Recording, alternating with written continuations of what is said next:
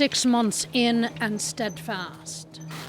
That's the message that Moscow wanted to convey with these images of their soldiers on the Ukrainian front. Since the invasion of Ukraine on February 24th, heavy fighting by air and by land has not let up. But in recent weeks, both Russia and Ukraine's positions have barely budged. Since March, Russian troops have taken 82,000 kilometers squared in eastern Ukraine. That's an area around twice the size of Switzerland.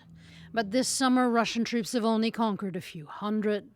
In the trenches, this Ukrainian soldier describes the effect that that's had on them.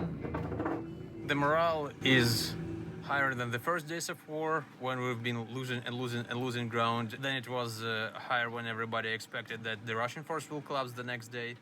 And now it's somewhere like in the middle that Russian forces have not been able to carry out Moscow's objective, to annex the entire eastern Donbass region. This despite heavy artillery fire all along the eastern front, and especially around Bakhmut, which is now in Moscow's sights. Nonetheless, the conquest has levied a heavy toll. According to U.S. intelligence, between 70 and 80,000 Russian troops have lost their lives or been injured. Some 5,000 vehicles have been destroyed, and Russia's air force no longer has free reign over Ukrainian skies.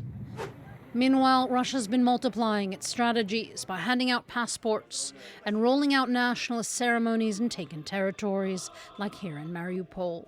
While Russia's trying to hold on to its gains, Ukraine is on a counteroffensive. It's managed to take back a few square kilometers in Izium and outside Kherson, and above all, it's begun targeting Crimea, hitting by air munition depots, bridges, and first, the headquarters of Russia's Black Sea Fleet.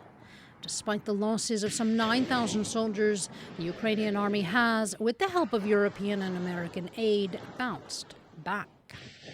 We see that the Ukrainians have little by little become equal to the Russian army, which means they can no longer truly advance. So there's the possibility that the front line won't budge, which is what happened between 2014 and 2021. It's an option that doesn't please either side, but right now it's a possibility. To further help Kyiv gain the advantage and regain its territories, Brussels has offered training sessions for troops, and Washington has pledged a further $775 million in military aid.